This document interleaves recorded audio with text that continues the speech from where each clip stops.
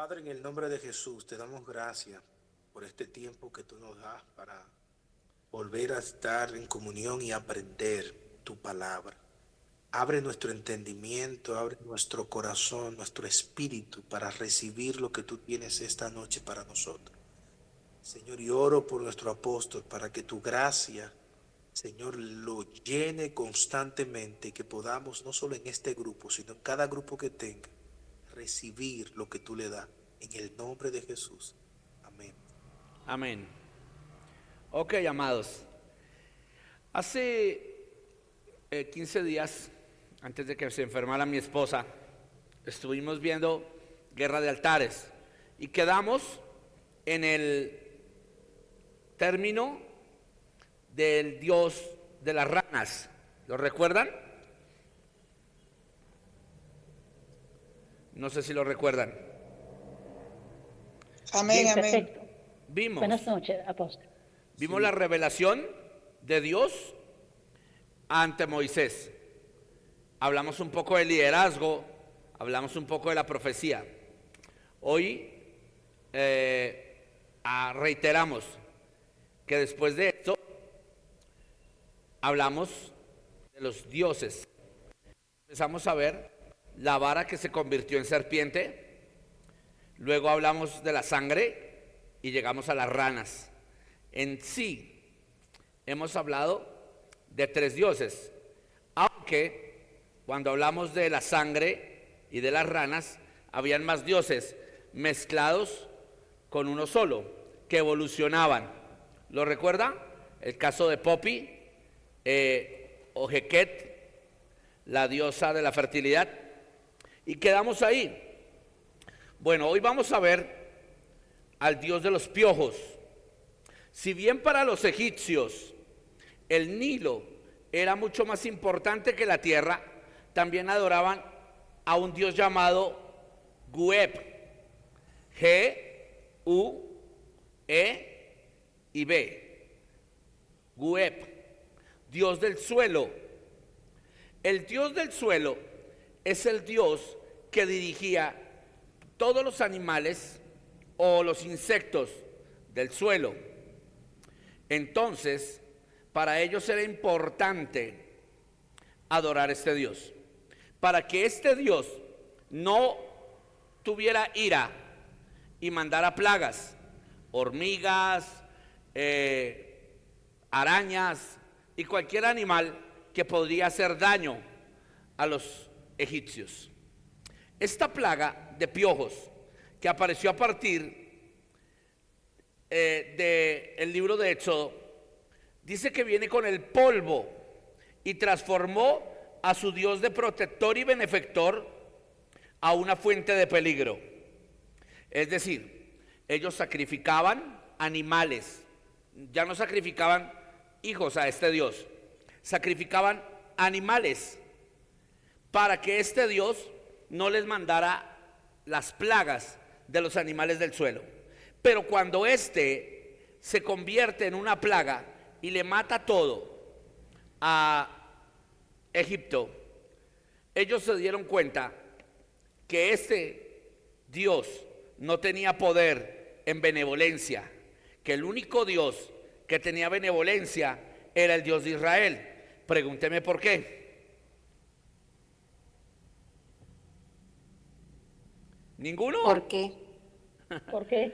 Porque el Dios ¿Por qué, de pastor? Israel no permitía que los piojos tocaran ningún animal de Israel.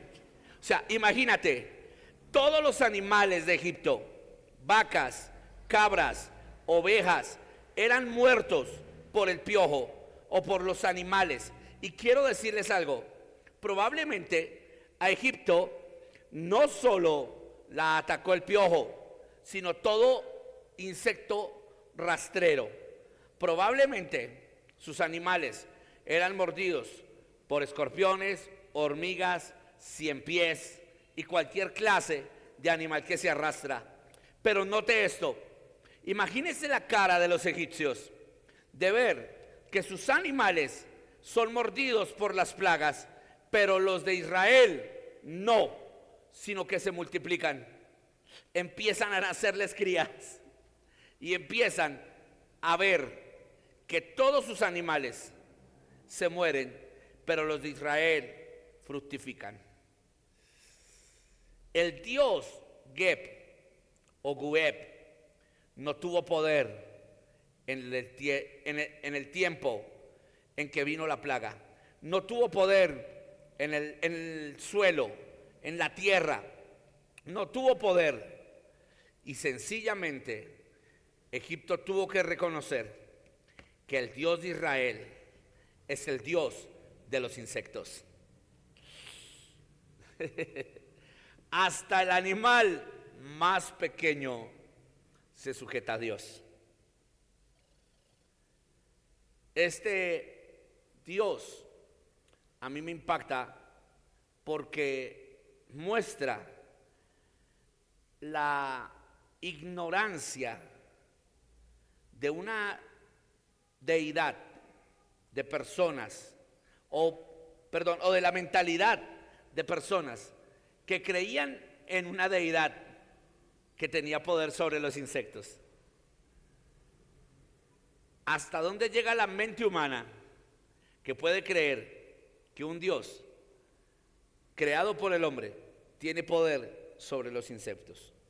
Ahora, de aquí se desprende el siguiente Dios. Y ojo, porque yo les debo a ustedes 2 clases y espero poder sacar el tiempo para llegar a tocar los dioses griegos, los dioses mesopotámicos y los dioses persas, y poder mostrarles que todos son los mismos, aunque evolucionan en las culturas. Ahora, note esto. Arob.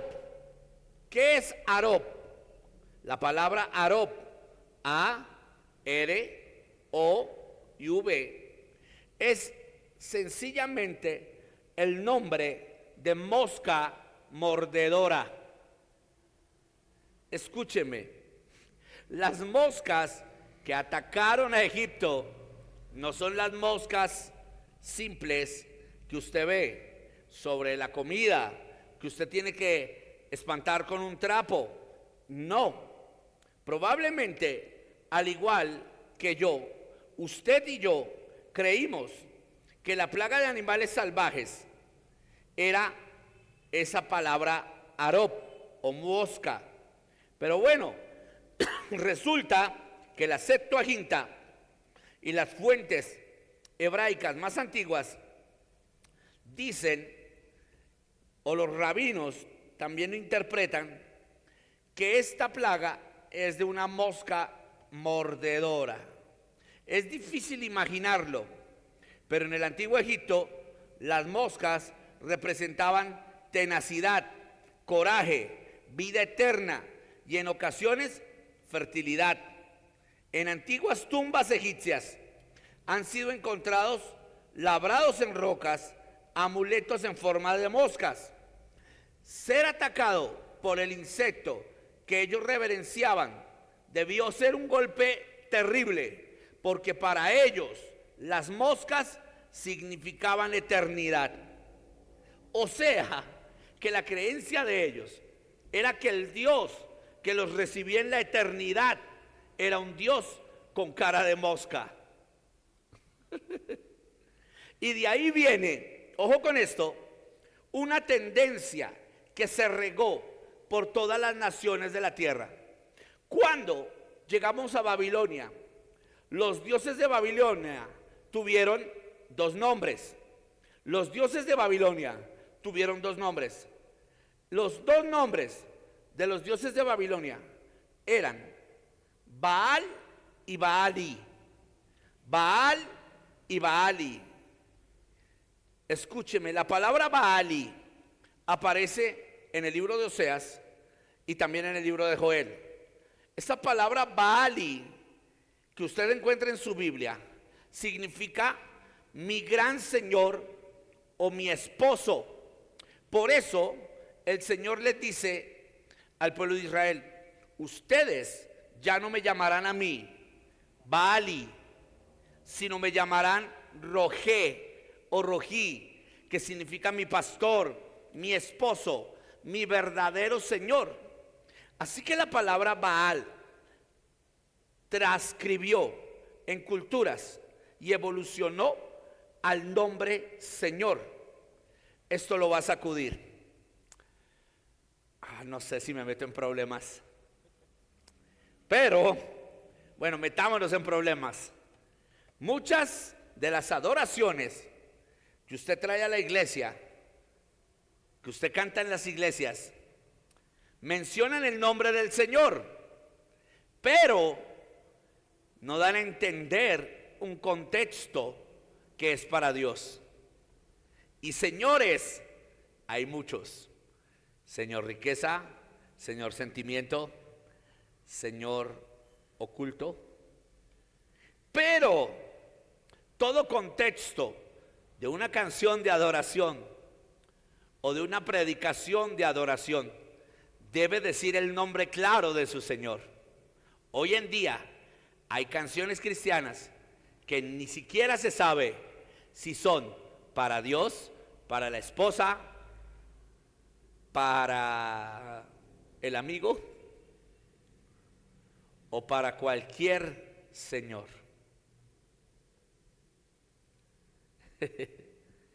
El nombre de Arob o el señor de las moscas evoluciona en culturas como la babilónica y llega a ser creíble entre los judíos con el nombre de Baal.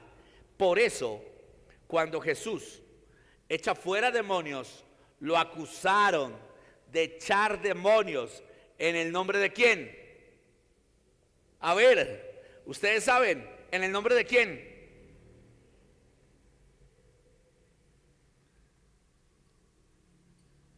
No me digan eso. Mucho silencio. En el nombre de Belcebú lo acusaban. Gracias.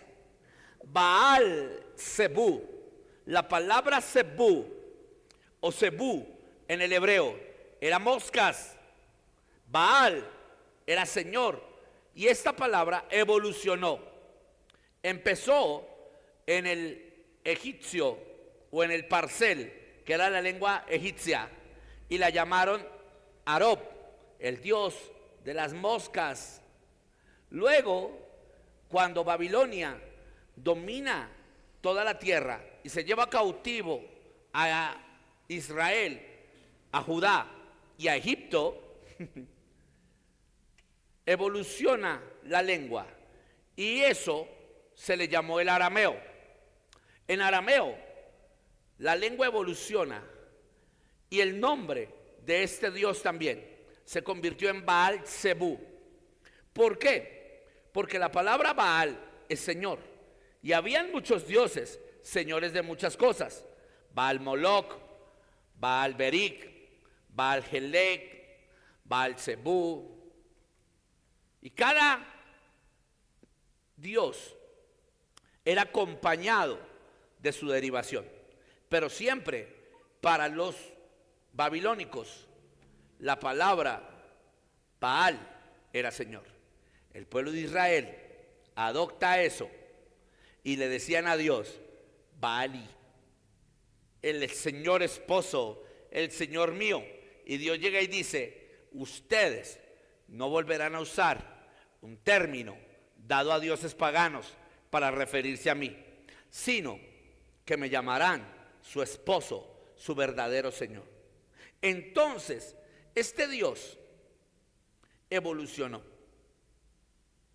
Y al parecer, la palabra Arob, que después se convierte en Zebú, era el Dios de las moscas, también conocido como el Dios de la muerte o el Dios de la eternidad. Por eso el Señor Jesús fue acusado de echar demonios en el nombre del Dios de la muerte. Para los judíos, el Dios de la muerte era el mismo diablo. O ellos no le llamaban diablo, pero ellos les llamaban el rey del inframundo. O sea, que los egipcios creían que era el dios de las moscas, quien los recibía en la eternidad. Ellos creían que también el Dios de las moscas les daba coraje y el Dios de las moscas les daba tenacidad. Esta palabra tenacidad que usted ve aquí lo va a sacudir. Esta palabra tenacidad tiene que ver con fortaleza sexual. Cuando un hombre no funcionaba con su esposa en Egipto, se le ordenaba dar sacrificios al dios Arob o al dios de las moscas para que él le levantara la tenacidad.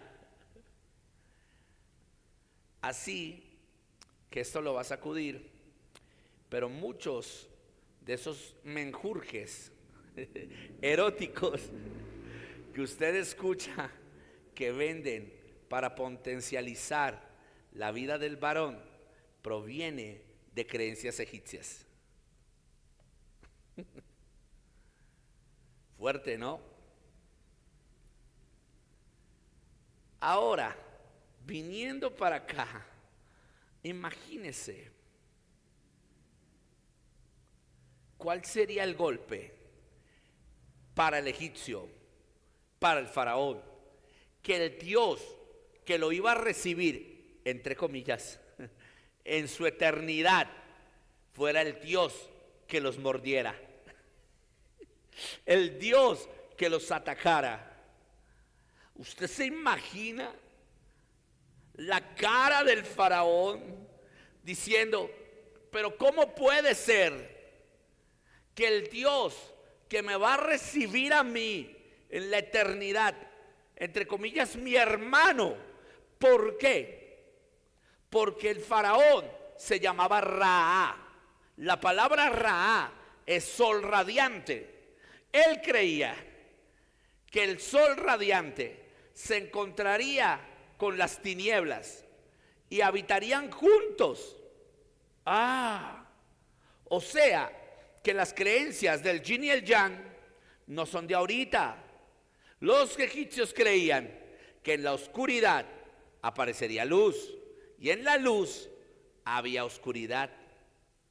Y ellos creían que al morir en su viaje a la eternidad los recibiría Arob.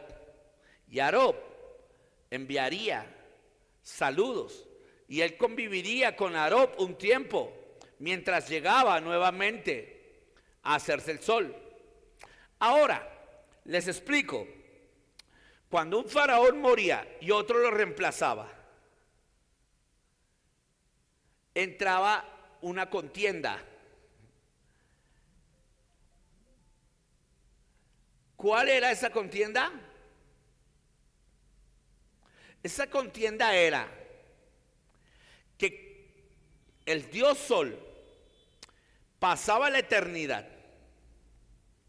se encontraba con Arob y ese faraón se convertía en una parte del Sol. Y otros faraones decían, no, yo soy el Sol hecho hombre y tengo que ir hasta Arob para destruir al faraón que murió antes que yo, porque nadie va a quitar mi lugar de ser el sol. Por eso la soberbia de este faraón. Por eso este faraón no tomó en cuenta al faraón que fue amigo de José. Porque el faraón que le correspondió a Moisés era tan narcisista, tan egocentrista, que él decía que no podía haber otro sol aparte de él, ni en vida ni en muerte. Ahora imagínese a ese faraón siendo atacado por el Dios que lo recibiría. Yuhu. No sé si me estoy haciendo entender. Hoy veo mucho silencio en clase.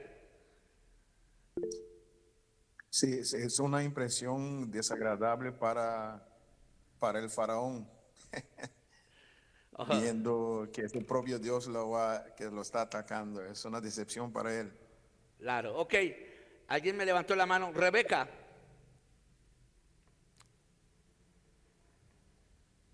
¿Sabe que me está dejando pensar aquí, apóstol, sobre los masónicos?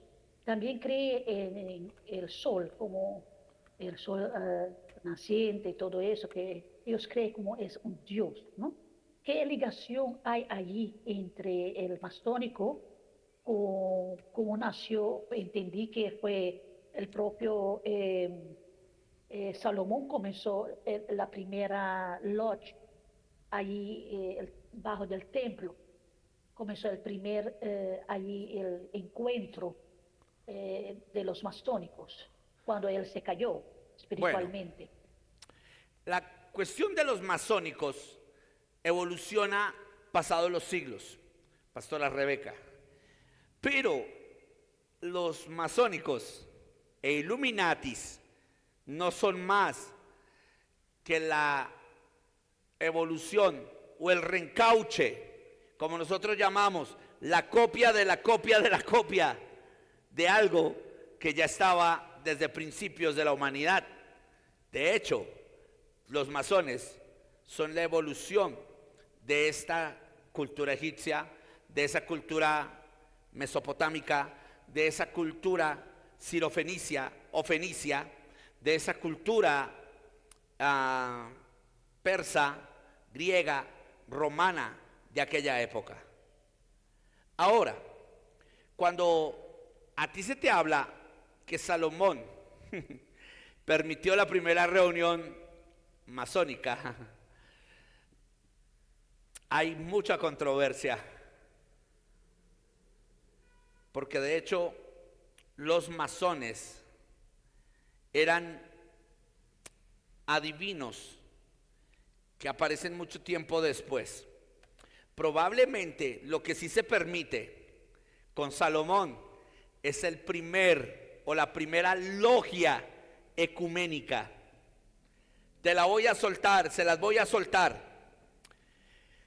¿Cuántos ciclos de plata ganaba Salomón cuando se apartó de Dios?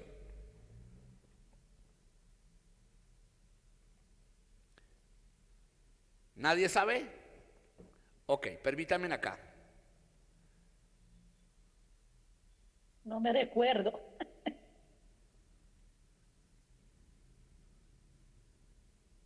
Permítanme.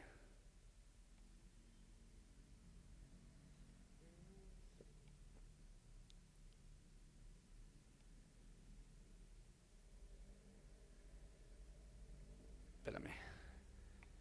Permítanme acá, que se me quiso trabar esto aquí.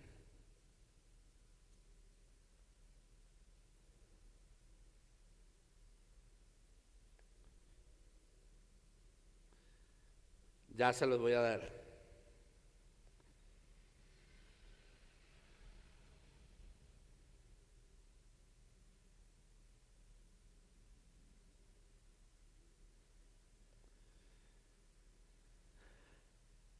Primera de Reyes, por favor ve ahí, Primera de Reyes, 10.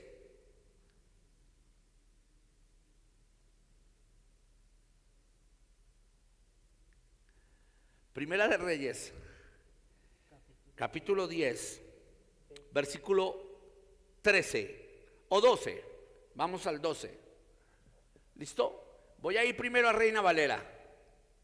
Permítanme acá. Esto va a ser fuerte. Primera de Reyes 10. Aquí lo voy a buscar. 10, 12. Estén ahí porque esto va a ser fuerte.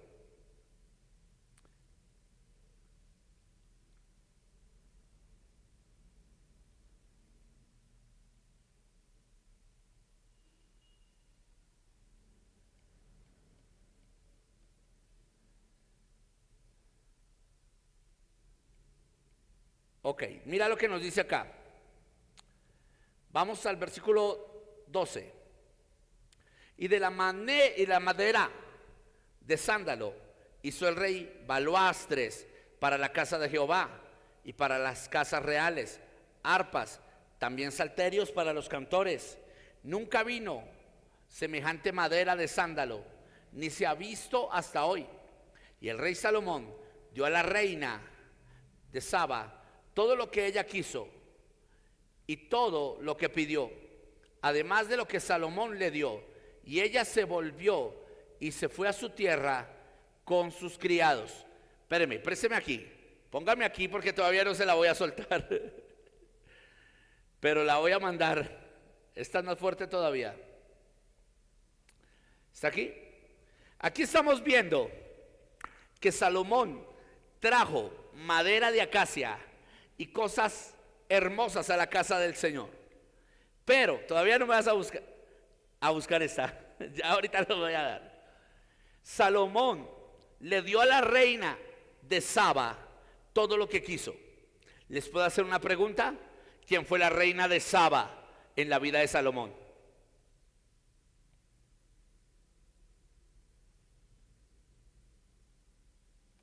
Sé que Sheba era más una persona que admiraba a Salomón, su sabiduría, quería saber de eso.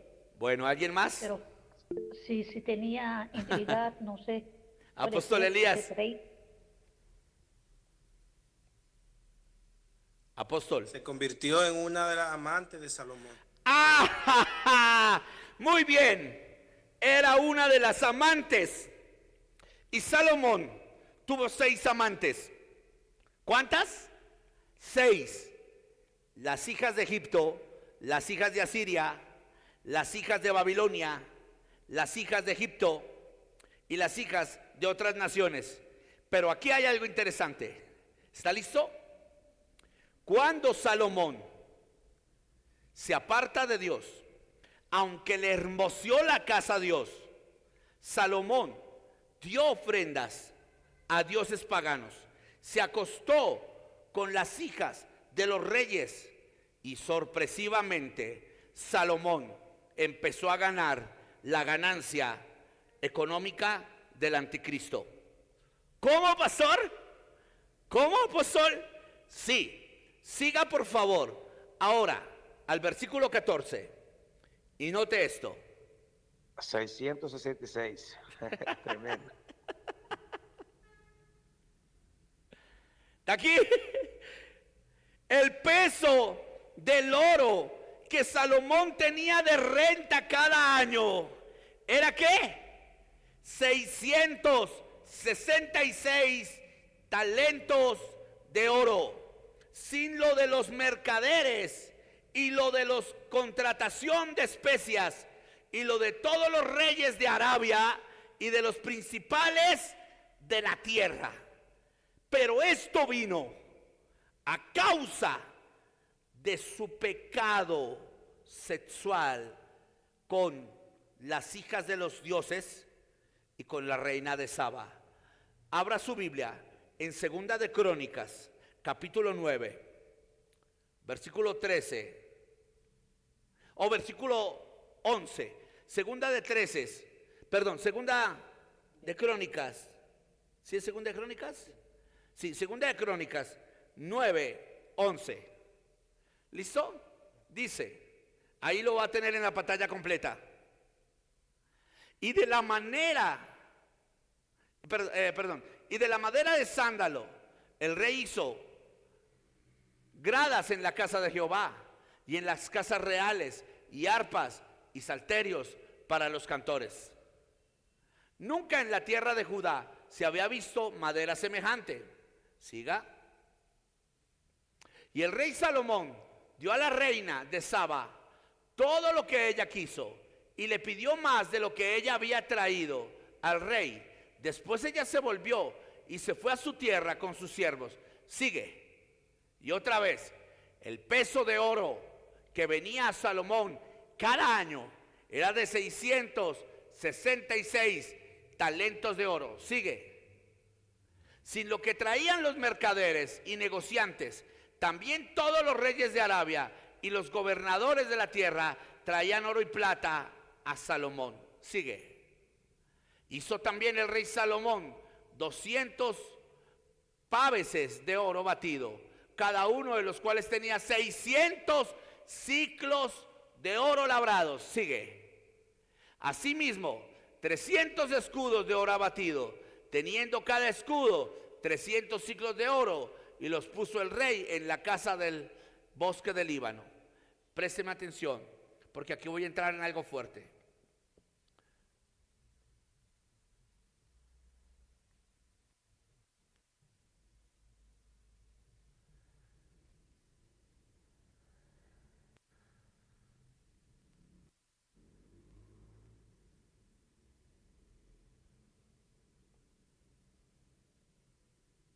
Permítame. Primera de Reyes, capítulo 3. En Primera de Reyes 3, anótelo, porque no me queda tiempo para leerlo todo. Salomón se casa con la hija del rey de Egipto.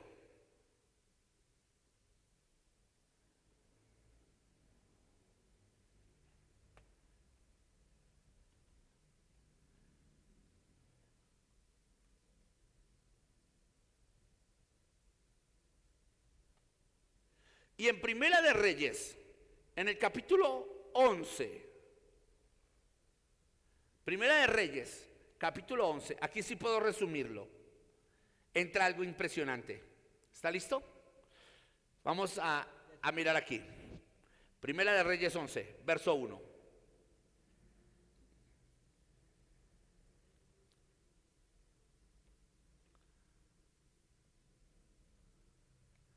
¿Listo?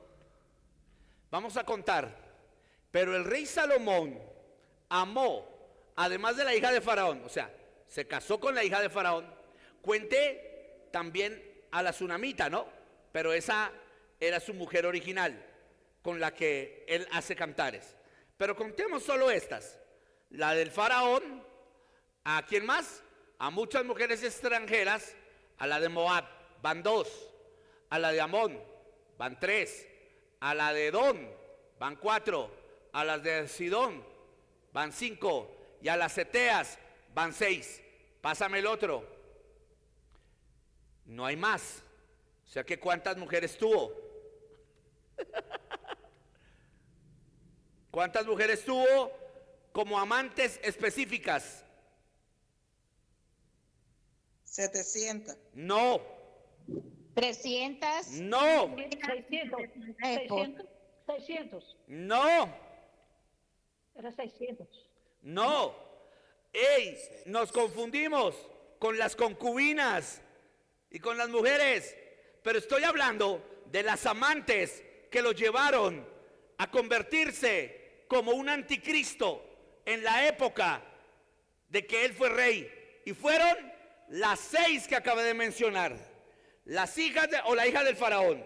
Una. Volvemos otra vez. La hija del faraón. Una. ¿Qué más? Las de Moab. 2. Las de Amón. 3. Las de Edom. 4. Las de Sidón. 5. Y las Eteas. 6.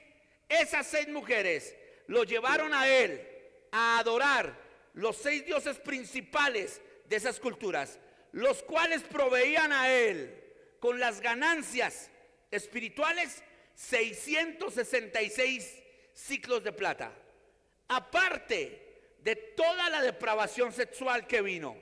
Él tuvo siempre relación con estos 6 reyes, y él permite el primer concilio ecuménico y pagano en la tierra de Israel. Por eso, en la época de Salomón, se levantaron los dioses más paganos de la tierra en Israel, y los hijos, después de la muerte de Salomón, adoptaron todas estas culturas paganas y se convirtieron en adoradores de estos dioses. No sé si me comprendió o me comprendieron la revelación. Apóstol Elías. Ahora sí se entiende. Eso Lo que quería decirle a los hermanos, no confundan concubina ni esposa con esas 6 mujeres que fueron amantes. Son 3 clasificaciones Ajá. diferentes. Muy bien. Esposa, concubina y amante. Las 6 amantes nunca vivieron en el palacio. Muy ni bien. fueron parte de su propiedad como tal, como era eso, sino que fueron amantes, como son las amantes ahora mismo. O sea, Las sin rameras. un compromiso, sin una nada, es por sexo. Ajá. Ahora, esas 6 amantes lo llevan a él a levantar 6 dioses principales, de los cuales se desprendieron, ojo a este dato, 6.666 dioses se regaron en todo Israel y en toda Judá en la época de los reyes. 6.666. O sea que cuando Jesús estaba en la tierra, estaban esos dioses regados y evolucionaron. Por eso hay tantos dioses paganos. Y todos cambiaron de nombre.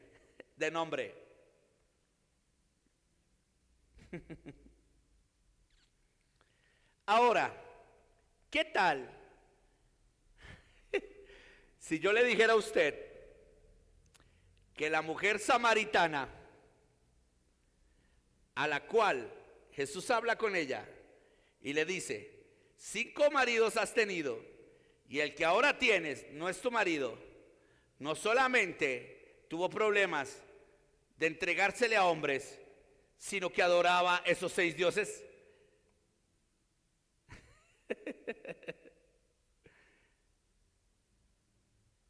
Y que el marido que ella tenía no era su marido, porque era un amante, y como ella era samaritana, los samaritanos habían adoptado esto. Ahora, ¿sabía usted que la mujer samaritana adoraba en el pozo de Jacob?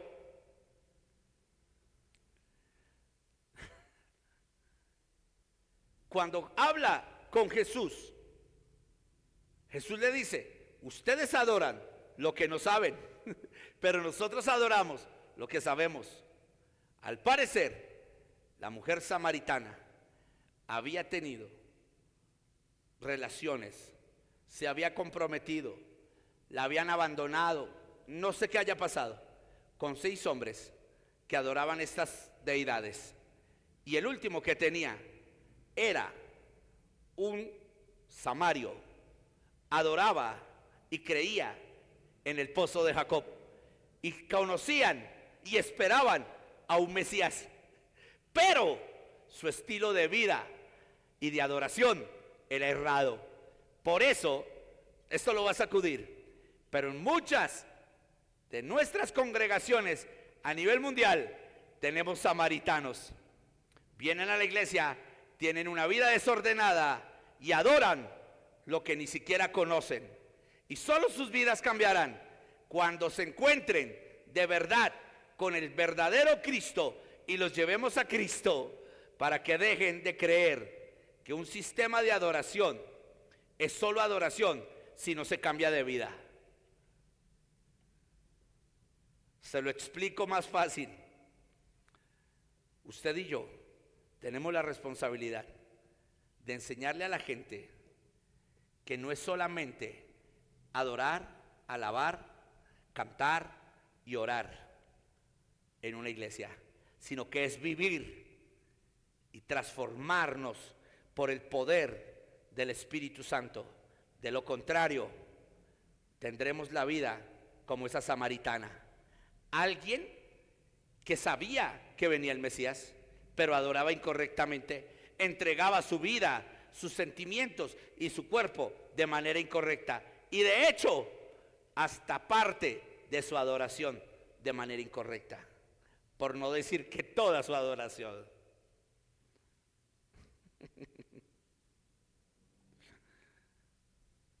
Ahora, ¿cuántos sabían la ganancia de Salomón? Pastor, o sea que Salomón llegó a ser un anticristo.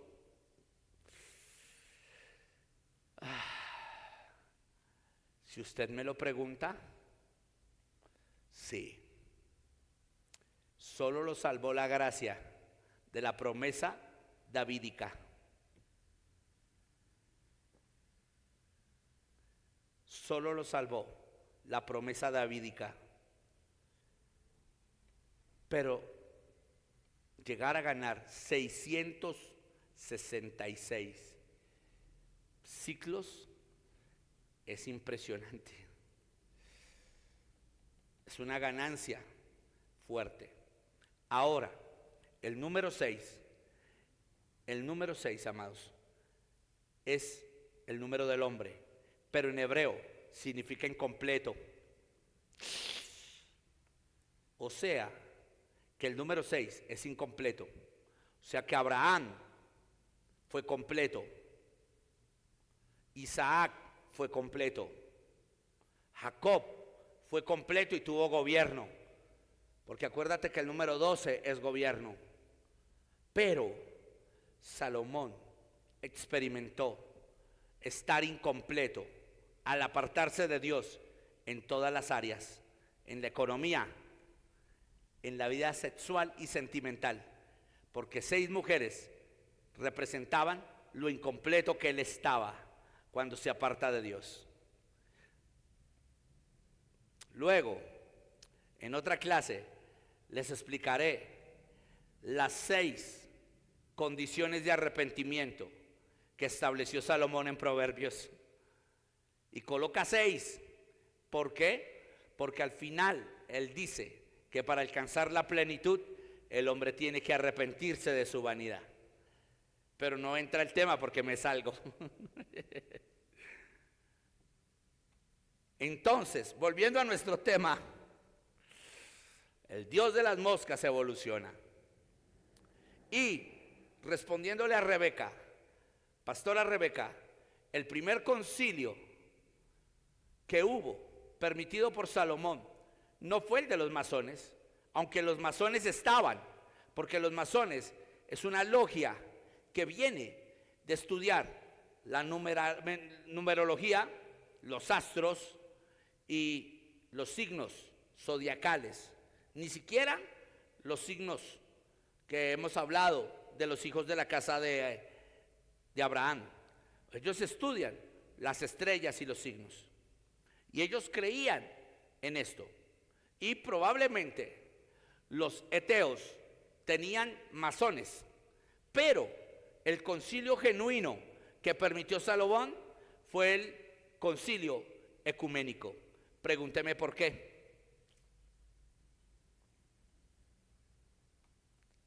¿No? ¿No me van a preguntar? ¿Por qué, apóstol? Porque si Salomón se convirtió en un momento en un anticristo, lo que le podía dar a él un poco de paz era la unión de muchas religiones que le dijeran qué camino seguir. Y usted sabe que va a ser el anticristo cuando venga a la tierra. Va a ser un concilio ecuménico, económico y político. Los 3 6. Economía, gobierno y religión. Y desafortunadamente Salomón hizo lo mismo. Él reunió reyes de toda la tierra, reunió religiones de toda la tierra y reunió las riquezas de toda la tierra para que él se sintiera adorado, venerado y estimado. Es solo al final que él es conmovido y se arrepiente de esto. Pero él actuó como actuará el hijo de perdición. Muy fuerte, pero es real. Así que, pastora Rebeca, creo yo que el primer concilio fue el concilio ecuménico de Salomón. Ok, ¿seguimos? ¿O alguna pregunta hasta ahí?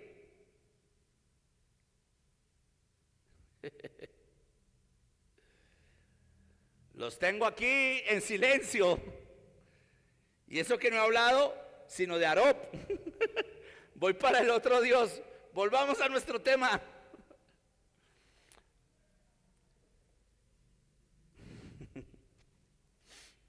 Pestilencia. Pestilencia. Muchos dioses egipcios eran embosados como animales, particularmente vacas, toros y carneros. Amún, uno de los dioses más poderosos de Egipto, era embosado como un carnero, al igual que Ra o Hathor, diosa del amor. Era embosada como una vaca. Apis, dios de la fortaleza y la fertilidad, era embosado como un toro. Khnum, un dios de creación y el dios de la inundación del Nilo, era mostrado con la cabeza de un carnero. Los animales sagrados eran adorados como la personificación de los dioses. Y cuando morían, se les embalsamaba, además de dañar la fuente de alimento y su sustento de los egipcios. Esta plaga mató a sus dioses, matando el ganado vacuno y ovino que los representaba. Entonces, note esto. No solo vino piojos, no solo vino las moscas, sino que vino una peste que mató a sus animales. Ojo aquí, porque hoy me escribí, esta mañana, como a las 8 de la mañana, con un rabino amigo y le hice una pregunta. Este castigo de la pestilencia solo mató vacas y bueyes y cabritos, porque esto ya venía pasando.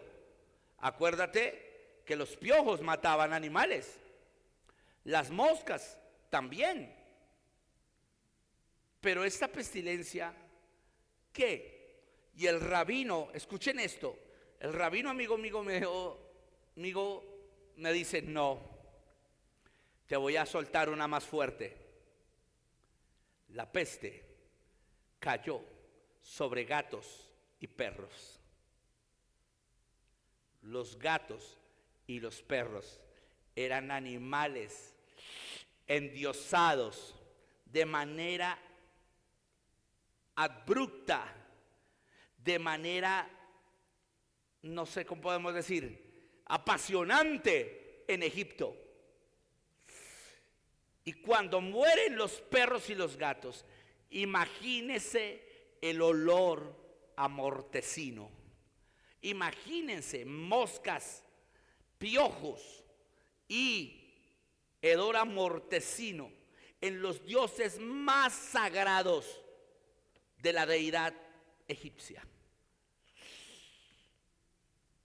No solo sobre sus vacas o bueyes, sino sobre los animales que ellos consideraban dioses directos. No sé si está comprendiendo esto, pero Dios trajo esta peste para evidenciar que no hay un Dios tan poderoso como Él. Yo me imagino a Faraón confrontado. Toda su esencia de adoración estaba destruida. Pero lo que más me preocupa es que ni aún así se doblegaba.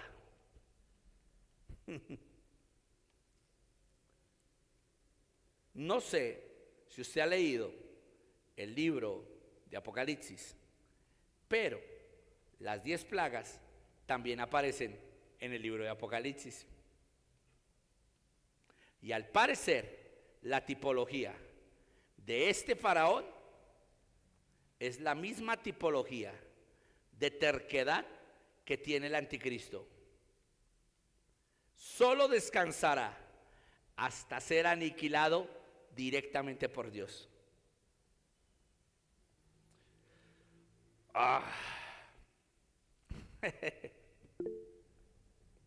Pastora Rebeca.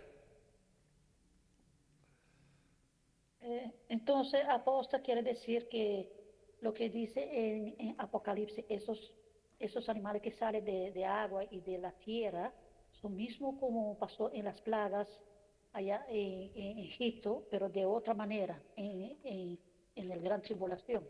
Sí, probablemente son las plagas aumentadas a un 50-60% más. Porque esta palabra que acabamos de ver, esta palabra Arob, aparece en manuscritos bíblicos traducidos al parcel. Muy pocos eruditos tienen Biblias escritas en lengua o idioma egipcio, ya que los egipcios evolucionan con los árabes. Pero hay muchos que se han convertido al cristianismo y han traducido partes de la Biblia o parte de la escritura a la lengua egipcia. Y la palabra Arob, que estamos viendo aquí, aparece en el Apocalipsis de ellos, que es la traducción del de nosotros, como el ejército de las langostas en Apocalipsis 9. Esta palabra langostas en la lengua parcel, en las traducciones de la Biblia de lengua egipcia, aparece como Arob. Entonces ellos creen que esas langostas son como la evolución de esas moscas. Obviamente los egipcios que ya se han convertido al cristianismo, que son muy escasos, pero hay unos que traducen la Biblia a sus lenguas originales y han concluido esto. Impresionante, ¿no? Ok, las ampollas. Las ampollas. En esta plaga no fue atacado ningún dios en particular, pero es posible que esta plaga tan médica haya demostrado la incapacidad de Sekhmet.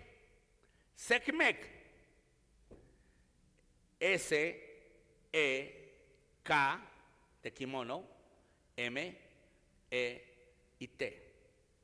Sekhmet es un dios que usted ve en muchos lugares y laboratorios, que evolucionó con el pasar del tiempo y se convierte como en un báculo rodeado por dos serpientes, que incluso son la base de la medicina y la base de la OMS, ¿cierto?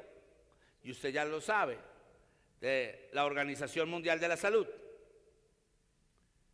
Y Sekhmet aparece en Egipto como un dios. No sé si usted ha visto que Faraón en películas tiene dos ganchitos, disfrazados de colores de blanco, rojo, amarillo, negro, que son símbolos de las corales. Y él hacía esto cuando dictaba un veredicto. Volteaba sus manos y decía Ra hablado, o el dios Sol hablado, o el dios hecho hombre, o el emir de Egipto hablado. Y él convocaba la deidad de la sanidad y la justicia, volteando estas dos áreas que simbolizaban dos serpientes, que de ahí proviene la evolución de todo lo que es el sistema de salud en la vida humana. Al parecer, ese dios llamado Sekhmet, que es el dios 14, ellos tenían infinidad, pero tenían 10 principales.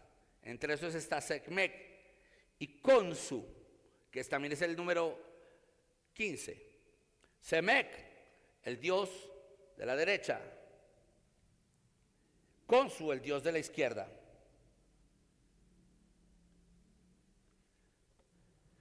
Al parecer esos dioses egipcios eran los dioses de la sanidad y de la curación. ¿Cómo se invocaban? ¿Aló? ¿Me escuchas? Ok. Sí, es que se me pausó un poco el internet. ¿Cómo los invocaban? ¿Cómo los invocaban? Usted se va a reír, pero muchas de las medicinas que usted y yo tomamos, que vienen de la naturaleza, que Dios la dejó para beneficio del hombre, fueron evolucionadas, tratadas y argumentadas por estas culturas. Los egipcios ya sabían qué era el acetaminofén. Ya sabían qué era la anestesia. Ya sabían que curaba el malestar de estómago. Ellos consultaban a las plantas. Tenían sacerdotes en cada templo de sus dioses. ¿Perdón? Ah, sí, los herbolarios, que eran los que estudiaban las plantas. Ellos ya sabían. Así que en aquella época uno salía y iba al mercado de Egipto y decían, lleve acetaminofén, no en pastilla, llévelo en jarabe, consagrado por nuestro dios Sekhmet y nuestro dios Khonsu. Y ellos compraban para el dolor, para todo. Ahora imagínese que ninguna de esas medicinas de la planta, ni sus brujos, ni sus hechiceros, ni sus yerbateros pudieran darles respuesta al dolor de estómago, a la gastritis, a las úlceras que les salían en el estómago, las ampollas que se les hacían en la piel después de ser mordidos por esas plagas. No había medicina curativa, no había planta. Sus dioses de la medicina habían fallado.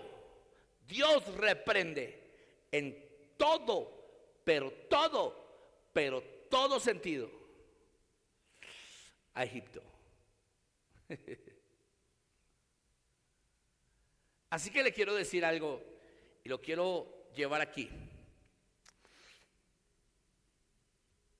Todo lo que organiza el nuevo orden mundial, COVID, todo lo que está mandando, es la evolución del gobierno del anticristo.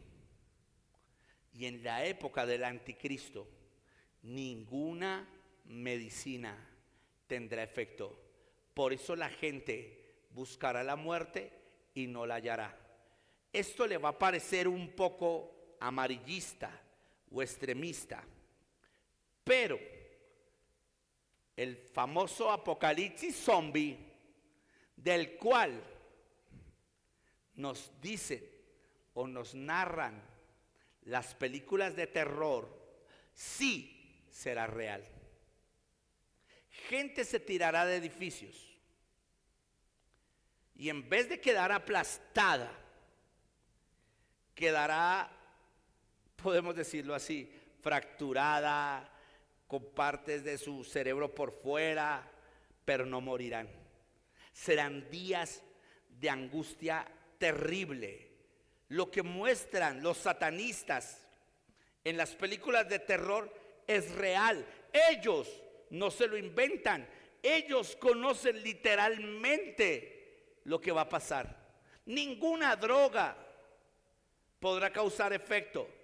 Cuando dicen que el hombre buscará la muerte y no la hallará, ¿usted cree, présteme atención, que yo viendo que hay hambre, que hay guerra, que hay enfermedades, que si no hago esto, no puedo comprar ni vender. ¿Usted cree que yo no me pegaría un tiro y no buscaría la solución? Si gente con problemas más pequeños que estos, una deuda, un problema psicosocial, un problema sentimental, se quita la vida por problemas leves, ahora imagínese una crisis mundial donde el hambre será terrible, las guerras serán terribles.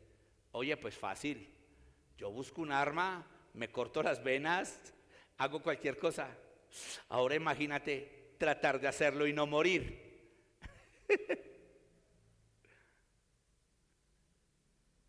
Yo no sé, como que se salieron, como que muy fuerte. Ese es muy fuerte, muy fuerte. Por eso, el mejor consejo es, pague su tiquete antes. ¿Cuál? El del reino de los cielos. Pague su tiquete antes. No se quede para ver algo para lo cual usted no fue diseñado. Porque, ay, ay, ay, la Biblia dice que ni siquiera el hombre se imagina este tipo de cosas. Ahora, note algo. Apóstol David, ¿por qué nos estás enseñando esta guerra? Porque cada poder desatado contra los dioses, le voy a soltar esto, voy a empezar a soltar algo profético aquí. ¿Está listo? ¿Está listo? ¿La reciben? Amén. Cada Amén. Cada Amén. una de las Listo. reprensiones de estos dioses paganos se ocasionaron con la vara de Moisés. Es decir, que cada una de las reprensiones contra los brujos, hechiceros, contra los agoreros, los yerbateros, contra los LGTB, contra los que están en el gobierno, contra los que quieren dañar los niños, contra los que quieren dañar la humanidad, contra los que quieren acabar la humanidad. Cada una de esas reprensiones proviene de una iglesia en autoridad, de una iglesia que se encontró con el Señor en la zarza y tiene poder para reprender cualquier dios pagano sobre la tierra.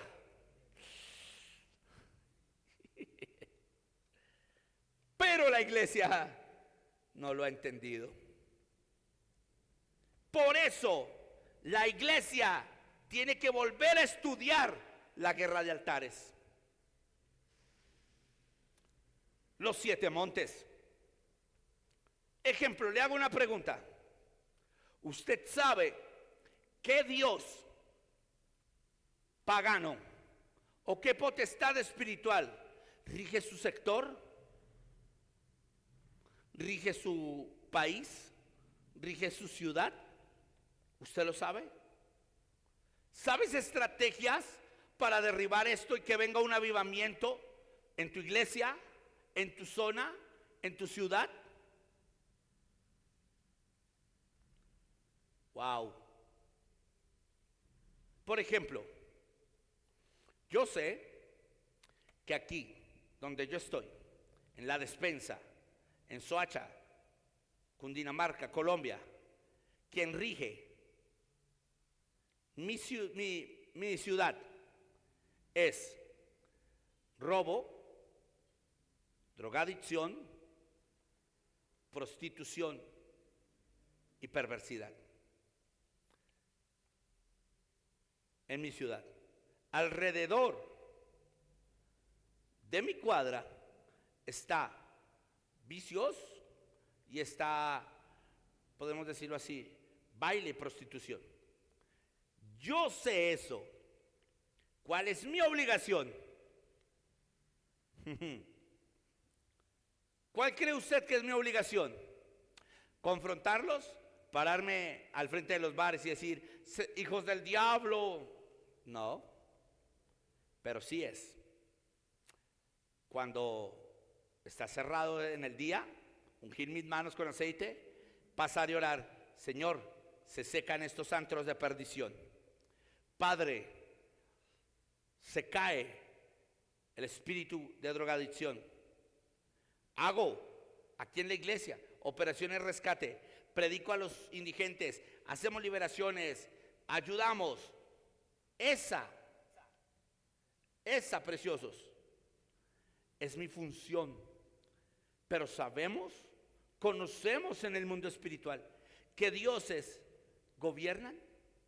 Escúcheme, esto le va a sonar duro a ustedes, pero si están en una escuela de profetas, el profeta debe saber con quién se enfrenta, tanto en carne, en espíritu y en esencia. Pregúnteme por qué.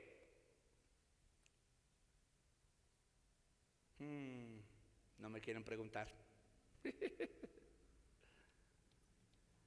¿Por qué, pastor? ¿Por qué? Porque a usted no le parece sorprendente esto.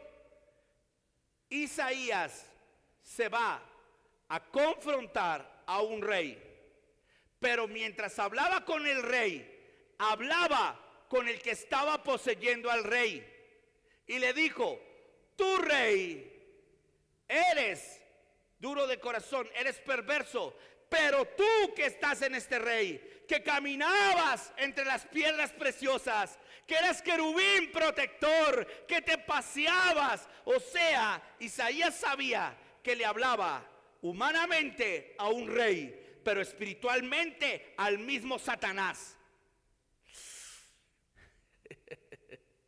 Y si usted como profeta no tiene ojos espirituales, usted puede estar errado cuando hable con alguien y no discernir que ese alguien incluso puede estar poseído y puede estar incluso camuflado en su iglesia, en su comunidad, en su trabajo, para buscar su cabeza.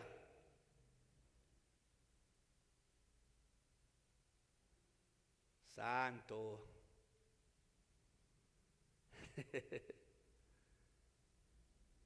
Ejemplo: Jesús hablaba con los fariseos y dice que él sabía lo que ellos pensaban. Él conocía lo que ellos tramaban.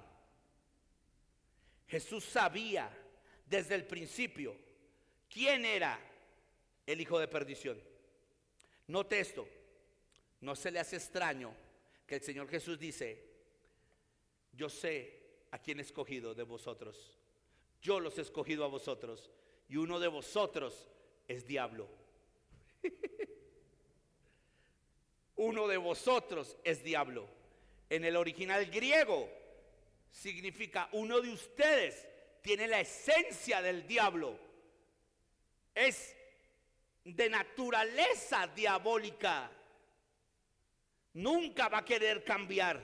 Sin embargo, era necesario escogerlo.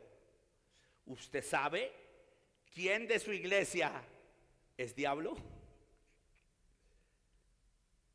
¿Quién de su iglesia es oveja? ¿Quién es trigo? ¿Quién es cizaña? ¿Quién es un Josué? ¿Quién es un Coré?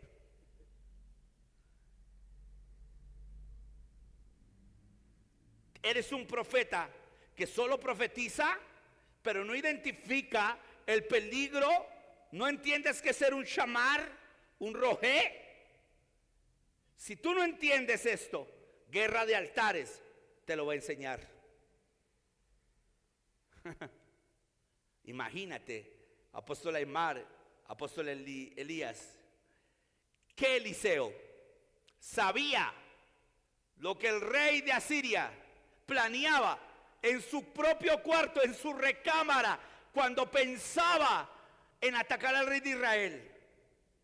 Lo pensaba, y Eliseo se transportaba espiritualmente al momento donde el rey de Asiria planeaba destruir su nación, y se le adelantaba.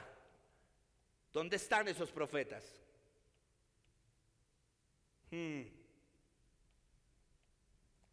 Ágabo viaja en el espíritu y ve que van a matar a Pablo, lo van a golpear, le advierte, pero Pablo no le quiere creer. O lo sabía, pero en un momento se llena de soberbia y no se salvó, ni aun rapándose la cabeza. Pero aquí no voy a lo de Pablo, voy a lo de Ágabo. No escribió un solo libro de la Biblia, pero anunció cosas tremendas que están en ellas. Anunció el hambre. Pastora Rebeca.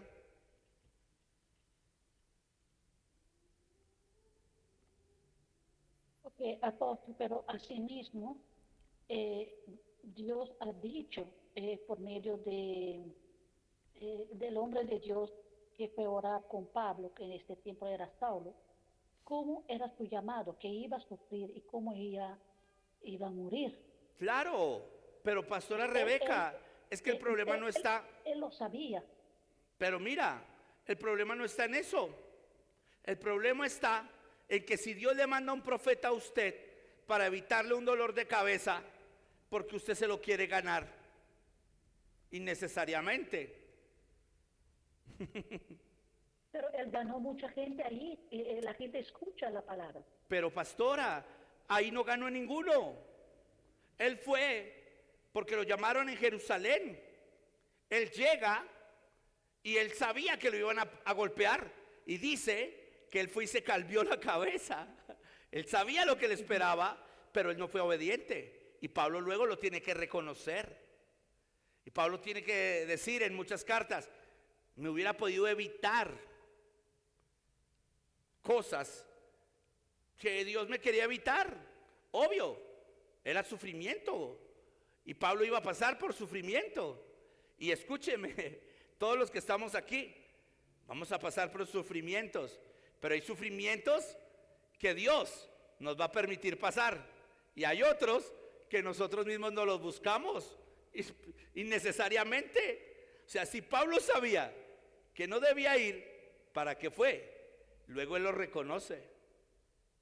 Esto es lo lindo de Pablo, él lo reconoce. Pero luego él dice, había podido evitarme eso. Una arrastrada, una golpeada, sin problema alguno. O sea, si Dios no hubiera querido evitarle a Pablo eso, no le manda profeta. Y lo peor, no le mandó solo uno, ni dos, sino tres. ¿Cómo? Sí, le mandó tres. Ágabo, las hijas de Felipe y los hermanos en oración. Y todos los tres le dijeron, Pablo, Pablito, no vayas. Pero Pablo dijo, voy, si he de morir por Jesús, no me añadan más tristeza. Ah, bueno, Pablo, ya se te dijo. Luego Pablo llega y dice, hubiera sido innecesario el revuelo.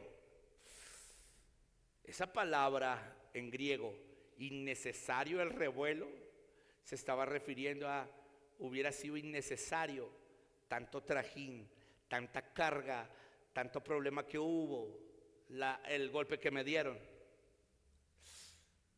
Por eso, amados, es necesario identificar la guerra de altares.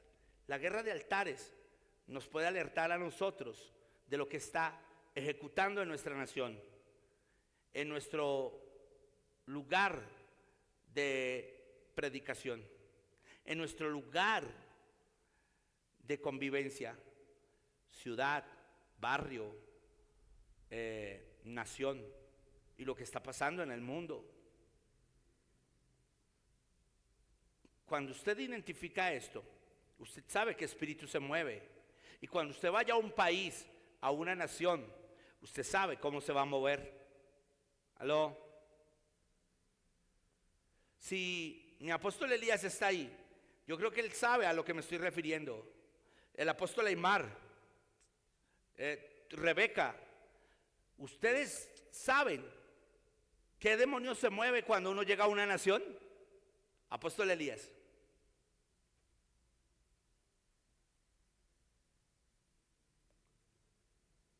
No sé si le ha pasado al apóstol Elías. O yo, por ejemplo, yo llegué a México y cuando yo pisé el aeropuerto de Ciudad de México, el Espíritu Santo me dijo, te vas a enfrentar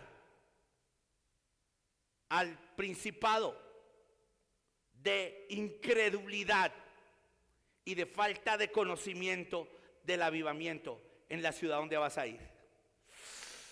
Preciosos de Dios, hermano, ministrar allá era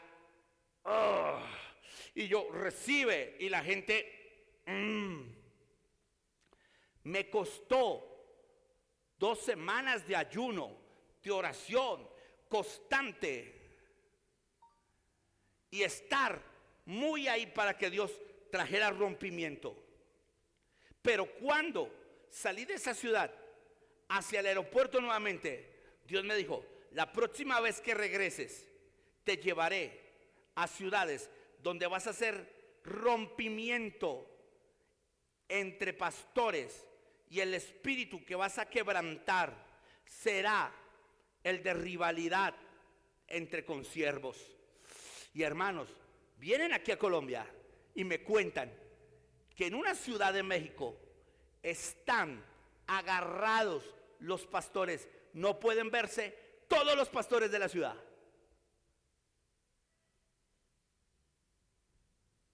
Y cuando piso el aeropuerto de México, Dios me dice, sépase, hijo mío, que quien está dominando a México en este tiempo es el espíritu de la violencia y el demonio de Baco, del vicio. Pero sépase que yo voy a traer un avivamiento a México y voy a usar ministros de otras naciones. Cuando yo pisé Aruba, yo nunca le dije a Aymar, nunca, somos amigos. Y el Espíritu Santo llega, cuando yo pongo los pies en Aruba, el Señor me dice, aquí ha querido, pero no ha podido, impresionante, entrar el espíritu antinatural contra Dios. Pero mis apóstoles se han parado firmes. Y aquí ha querido entrar también el espíritu de estupor y apagar las iglesias, pero no podrá. Y hay una lucha de altares entre avivamiento, unidad y entre el poder en Aruba. Y ahorita que voy a Aruba, el Señor me decía, vas a enseñar de las dimensiones de un nuevo avivamiento. Y va a haber un avivamiento en Aruba impresionante que se va a extender a otras naciones. Pero primero debe venir la unidad de los pastores. Amén. Y hermanos, yo me lo traje para Colombia. Y yo, Dios. Y cuando conocí al apóstol Elías, en las clases que entró, apóstol Elías, no nos conocemos, pero el Señor me dijo que te dijera que te va a llevar a países a hacer rompimientos. Y de lo que Él te habló, el 2023 al 2026 lo vas a ver. Una nueva extensión, naciones que no has pisado, pisarás. Y lugares que no habías habitado, habitarás.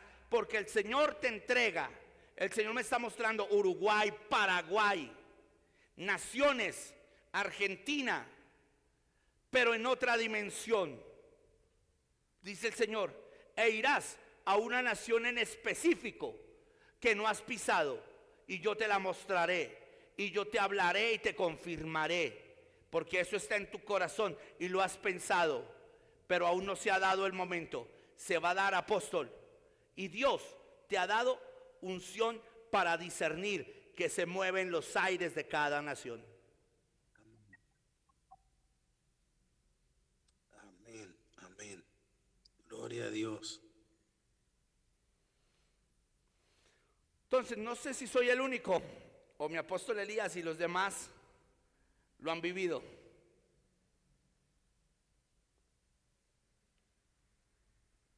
quiero hacer esa pregunta. No sé si alguien aquí o los demás lo han vivido. De moverse a una ciudad, a un barrio, a una iglesia, incluso saber qué se está moviendo en esa iglesia. Y usted dice, hay una sequedad, hay una frialdad. Y el Señor te dice, se está moviendo esto, se está moviendo adulterio, se está moviendo aquello, hay frialdad. O tú llegas a una iglesia y apenas tú tocas la iglesia, se te mueve el piso y tú dices, aquí está la presencia, hay algo sobrenatural. Apóstol Elías, te escucho.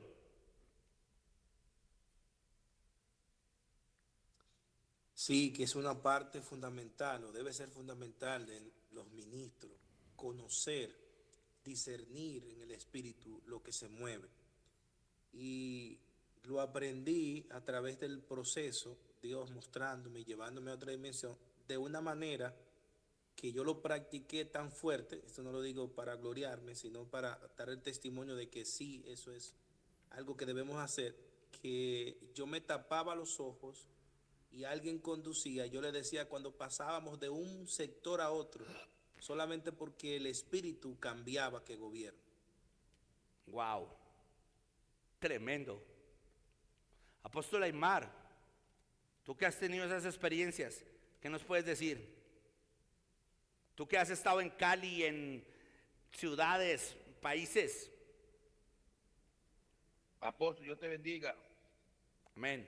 Estoy comiendo una hamburguesa grande aquí. Gloria a Dios.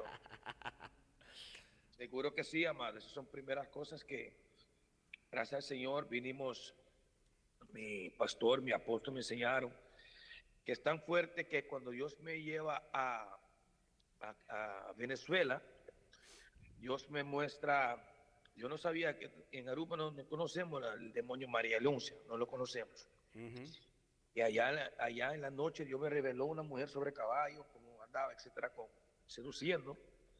Y cuando estaba predicando a la iglesia del apóstol Perón, a 4,000 miembros, era grande esa campaña. Y entonces cierro los ojos, veo ese mover en el cielo. Y Dios me dio un paso profético específicamente para eso. Y cuando apliqué el paso profético, el día siguiente, la estatua de María Alonso se rompe en dos. Y es una estatua muy grande, más como 4 veces de mi iglesia. Wow. Es una estatua inmensa, grande. Y se levanta la estatua quebrada en dos.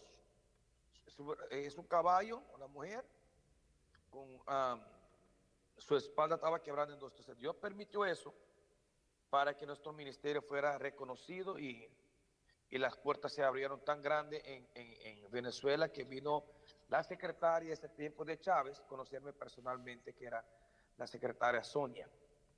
Y Dios ha permitido eso. Por eso tengo una llave especial que me dio un apóstol cuando entro a ciudades, naciones, que aplicar para que vea esas manifestaciones y discernir que se mueven.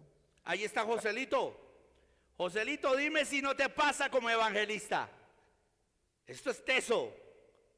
Cuando uno va a entrar, uno siente, incluso como apóstol, como profeta, contra qué se va a enfrentar.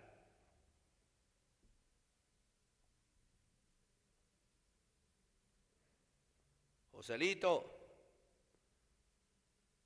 Bueno, creo que no me escuchó. Ok. Pero note esto.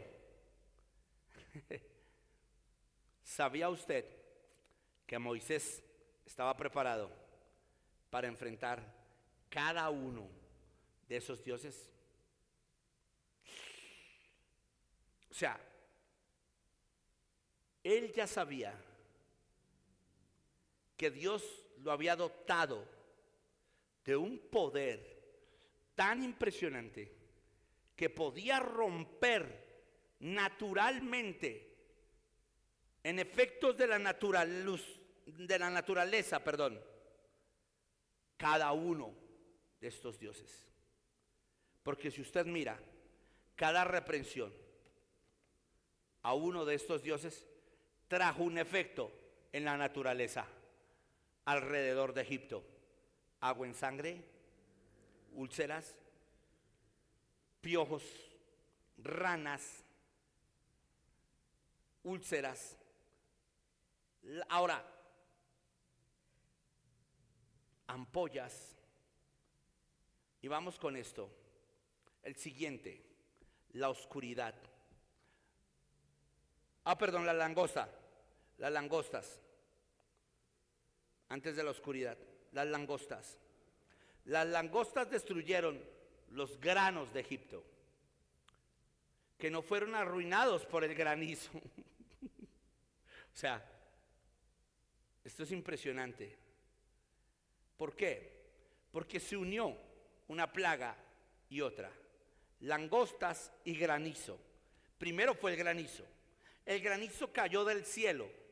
Mostró que Nut, la diosa del cielo, que luego evoluciona y se convierte en Astarot o Astoret, Nut, la diosa del cielo, y Shu, el dios del aire, fueron incapaces de proteger a los egipcios. En Egipto no llovía. La mayoría del agua proveía del Nilo, por lo que cuando se nublaba o llovía, los egipcios se asustaban. Los egipcios le tenían miedo a la lluvia. Creían que Ra, el dios del sol, viajaba por el cielo con su bote todos los días luchando contra las fuerzas del mal, que trataban de detenerlo. El granizo les pudo haber parecido como un ataque de Ra, su dios más importante, y un intento de detenerlo en su viaje al cielo. O sea que la lluvia y el granizo con fuego, ellos lo identificaron como que su dios, Ra, estaba siendo atacado. No había quien lo ayudara en su viaje. Y el granizo mostró la debilidad del dios más fuerte de Egipto, Ra, o de uno de los dioses más fuertes de Egipto, Ra. Al parecer, los egipcios, después del granizo y después de la lluvia, tardaron más de 150 años para volver a levantar un altar a Ra. No sé si sabían ese dato, pero ese dato aparece en las crónicas de Flavio Josefus. Y Flavio Josefus escribe y dice, después de esto, haciendo un comentario a las 10 plagas, después del granizo, pasaron entre 50 y 150 años para que los egipcios levantaran un altar a Ra. Siempre hablaban de Ra, pero no levantaban altar, porque para ellos, por primera vez, Ra había sido sacado del cielo. El dios Sol había dejado de ser rey, porque se nubló y llovió granizo. Nunca en la historia de Egipto había caído granizo. Luego vienen las langostas. Las langostas destruyeron todos los granos de Egipto, que no fueron arruinados por el granizo, atacando también a Nepri, el dios Nepri, y Renenunet.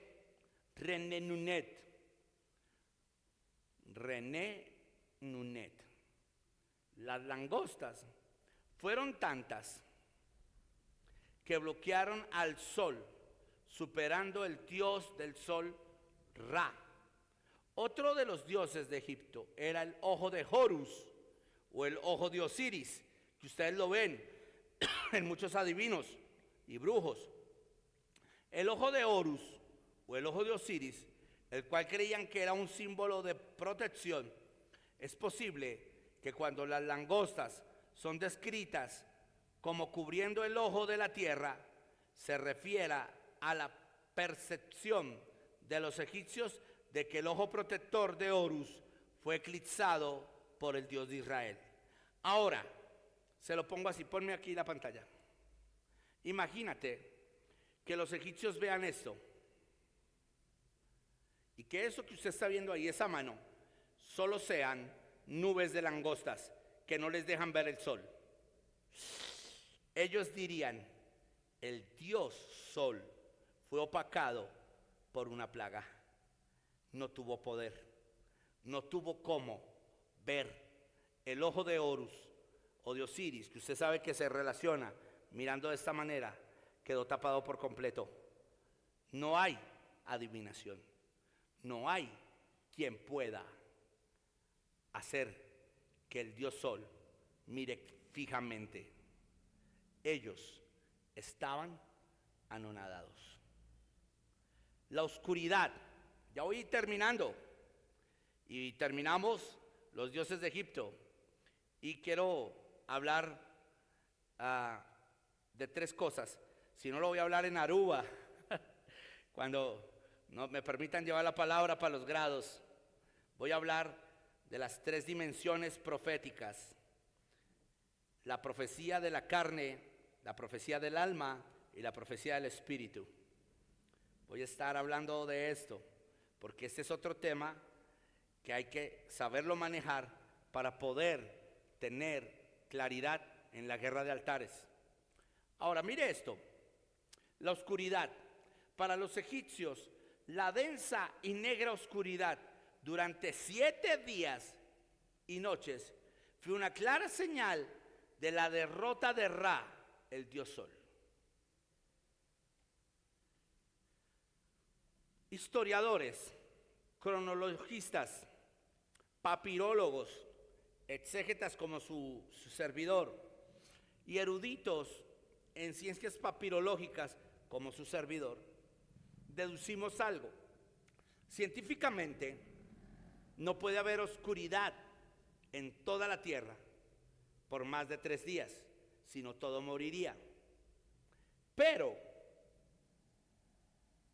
hay evidencias de lugares que han vivido una experiencia volcánica, la cual nubla todo alrededor de un país, una ciudad o un lugar donde va a venir una catástrofe.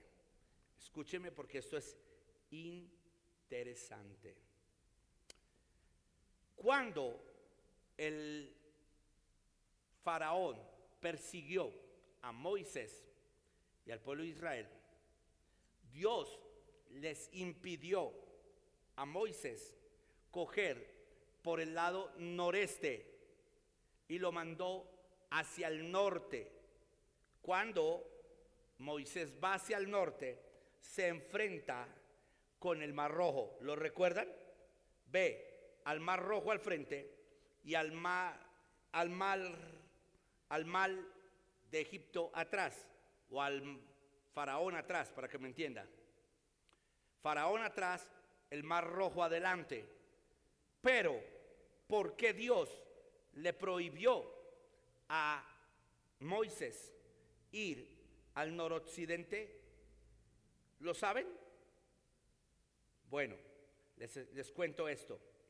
Cronológicamente, al noroccidente quedaba un monte alrededor de Egipto, que al parecer erupcionó y salió lava, secando un mar o un río llamado el Mar de los Juncos, o el río de los Juncos, que muchos historiadores trataron de negar el éxodo, diciendo que Israel pasó por el Mar de los Juncos, pero era imposible. ¿Por qué? Porque la lava contaminó el Mar de los Juncos y nadie podía pasar. Era como una avalancha. Entonces, usted se va a reír, pero no significa que Dios hizo oscurecer toda la tierra por 7 días. No, Dios usó un volcán para que Egipto se llenara de cenizas, no tuviera luz, no pudiera ver la luz del sol. Pero como Israel estaba al norte de Egipto, en el norte de Egipto donde estaba Israel, el campamento de los esclavos, sí llegaba el sol.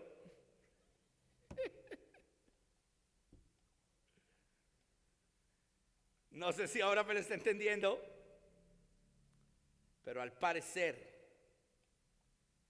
el cambio atmosférico del volcán alteró todas las plagas, pero lo más contundente y severo de todo es que las plagas solo atacaron la ciudad principal de Faraón y todo Egipto alrededor del noroccidente, pero hacia el norte, donde estaba Israel, no llegó las plagas y en la ejecución de ese volcán.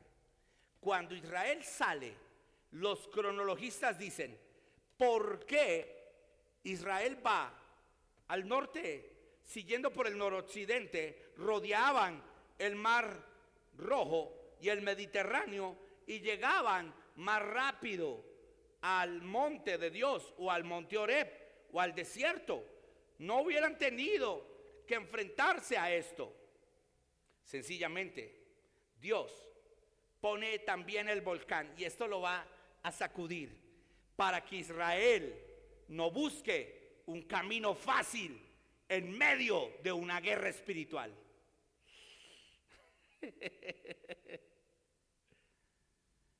Porque si Israel hubiera cogido por ahí, es un camino fácil.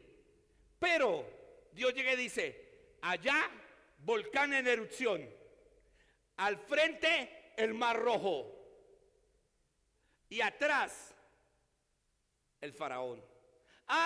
¿Y por qué no cogió por el noreste sur? Porque por el noreste sur quedaba el mar Mediterráneo. O sea, mar por el sur, mar por el norte, enemigos a sus espaldas y por ambos lados rodeados de un volcán. ¿Cuántas veces sientes que no tienes escapatoria y que estás rodeado de situaciones que no puedes superar? Por un lado, sientes que te persigue el diablo. Por otro lado, sientes que estás estancado y que si pasas te puedes destruir.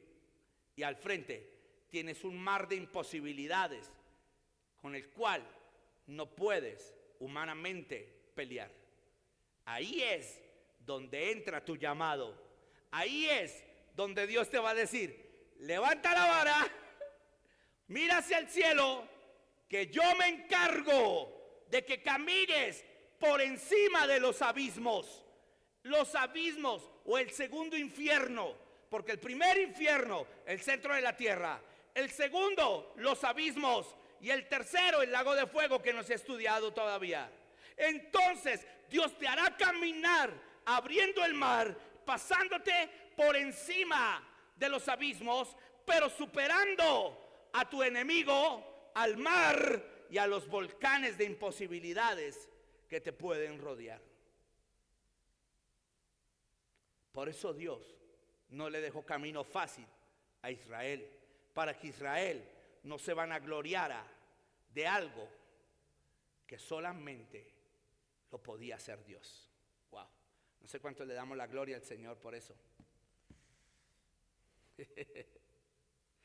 Ay.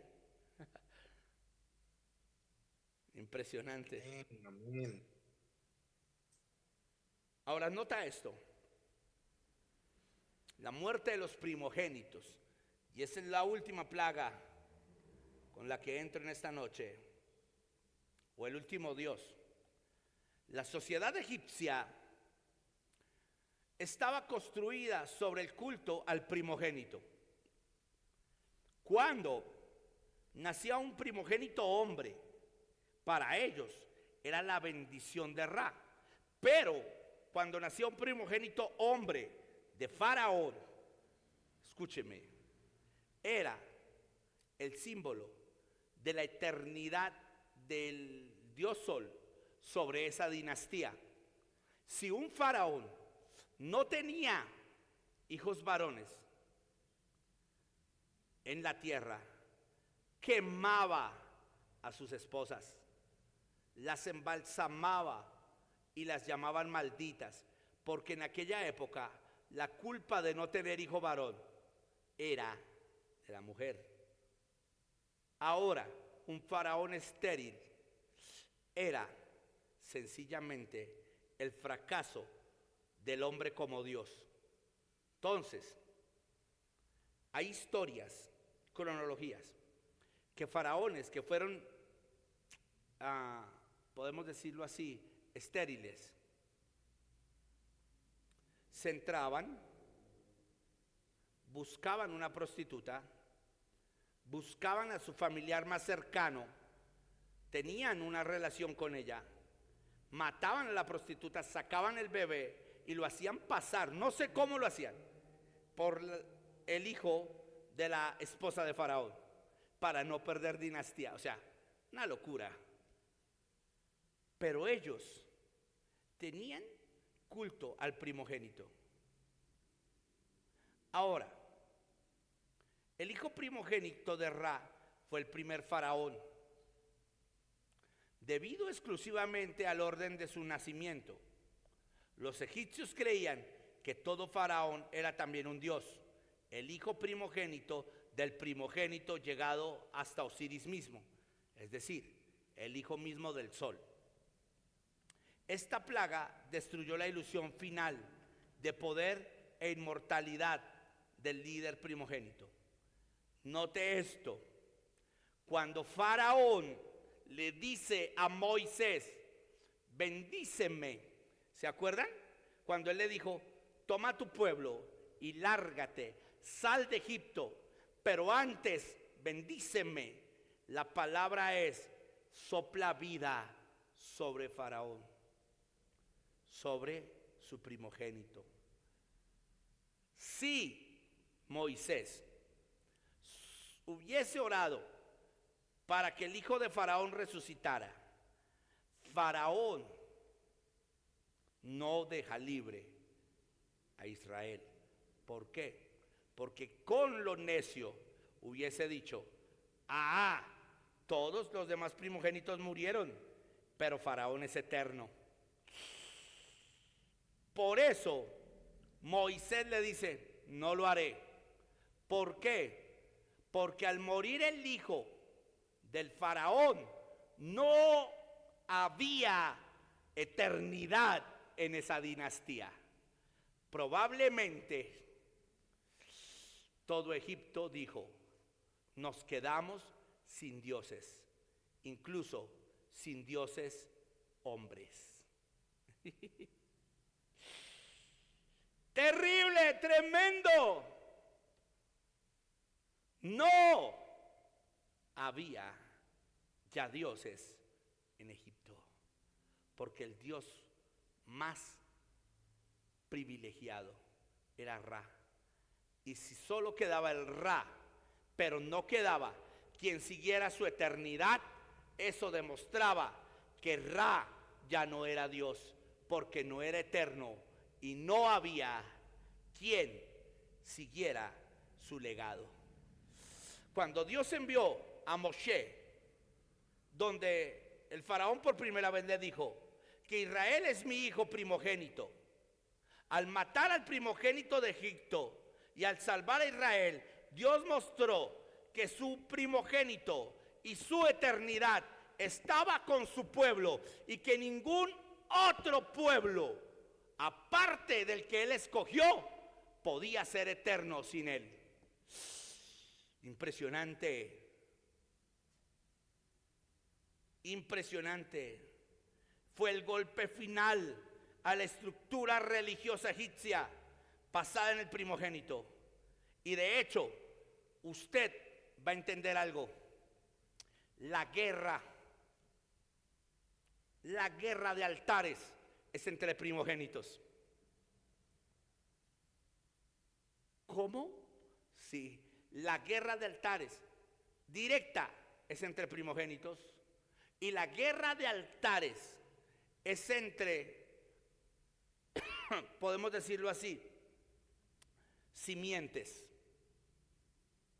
Note esto, Caín mató a Abel, pero viene Set, y los hijos de Set se vuelven enemigos de los hijos de Caín. Son hermanos, pero entre hermanos se dividen. Hay una guerra de simientes. ¿Está aquí? Ismael e Isaac son medio hermanos, pero hay una guerra de simientes. Ismael se va por lo malo, Isaac por lo bueno. Jacob decide lo bueno, Esaú lo malo. Y la guerra de simientes está. La simiente de los hijos de Dios, la simiente de los hijos del diablo. El primogénito de Dios, Jesucristo, contra el primogénito del diablo, el anticristo. Y la guerra de altares tiene que ver con primogenitura, con herencia, con poder. Por eso, al destruir al hijo primogénito de Faraón, Dios demostró que Él es el Dios que había escogido a Israel y cobró venganza por los primogénitos de Israel que ellos mataron anteriormente. Cuando Dios envió a Moisés y le da este golpe final a esa estructura, las plagas no solo fueron una venganza creativa, sino fue una lección para que Egipto reconociera al verdadero Dios, para que Egipto desmantelara su idolatría y para que Egipto reconociera que no hay ningún hombre que tenga poder más grande que el Dios que lo creó. Por eso le digo, no hay poder más grande que el Dios de Israel. Ahora, ¿qué tenemos que aprender en la guerra de altares? Que tenemos poder para romper todos estos altares, pero que antes de romper esos altares tenemos que tener el encuentro con Dios en medio de la zarza, ser empoderados, ser enviados, no tener miedo y saber qué demonio, qué espíritu y qué enemigo tengo yo que enfrentar. Escúcheme, muchas veces los predicadores, los 5 ministerios, pan, campañas, invitaciones, agendas, y llevamos nuestra palabra, y está bien, llevar el logos, la palabra, pero qué bueno cuando uno de los 5 ministerios discierne que se mueve en la comunidad, en la iglesia, en la ciudad y en el país a donde va a llegar. Cuando usted entienda eso, ha despertado una atmósfera profética y apostólica de gobierno. No sé si me lo entendió. ¿Y por qué de gobierno? Porque el gobierno establece, rompe y vuelve a reestructurar leyes. El gobierno es quien se encarga de ejecutar leyes, de quebrar leyes falsas y de traer paz a la tierra. Y escúcheme, por eso Jesús decía, si yo echo fuera demonios, si yo rompo altares, si yo sano enfermos, es porque el reino de Dios se ha manifestado y Dios está buscando que los 5 ministerios hoy en día ejecuten el reino de Dios. Y el reino de Dios rompe altares, quebranta altares, restaura altares y trae verdaderos altares. Es decir, rompe altares de iniquidad, rompe altares de hechicería, rompe altares de soberbia, rompe altares de iniquidad y levanta altares de adoración, altares de unidad, altares de oración, altares de ministerios y vuelve a levantar el gobierno de Dios en la tierra. Sí, como profeta, apóstol, evangelista, maestro o pastor o laico, no estoy demostrando el poder de Dios y el reino de Dios en mi ministerio, tengo que angustiarme. Porque todo el que fue llamado por Dios a uno de los 5 ministerios trae el gobierno de Dios. Trae el gobierno de Dios a la tierra y trae la manifestación del reino. Es necesario volver a pedirle al Señor que nos dé poder para demostrar su reino y quebrar altares. Pregunta: ¿contra qué altares estás guerreando? ¿Hechicería? ¿Falta de unidad? ¿Trago, vicios alrededor de tu iglesia? ¿O en la misma iglesia se quiere levantar un altar de frialdad, de orgullo, de falta de unidad? Altares que se levantan incorrectamente, y no porque seamos malos, sino porque no hemos discernido. Altares de corrupción, como dice el apóstol Elías, porque hay altares de corrupción. Hay ministros que se han corrompido, iglesias que se han corrompido, gobiernos, sociedad que se ha corrompido. ¿Contra qué luchamos? Somos los Moiséses que tienen que llevar la vara y enfrentar estos falsos dioses. Porque escúcheme, usted y yo no fuimos llamados a ser cristianitos de azúcar, cristianos de papel. Miren, amados, yo les quiero contar, ya que está mi amigo Aymar, mi amigo Elías, Joselito, mi esposa casi se me muere.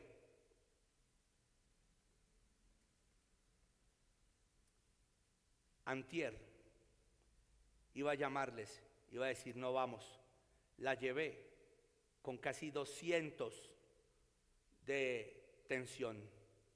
El médico me dijo, la traes media hora, una hora más tarde, tu esposa le hubiera dado un paro cardíaco.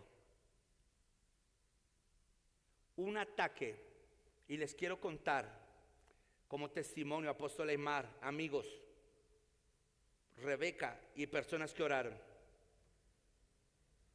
Todos los exámenes le salían bien.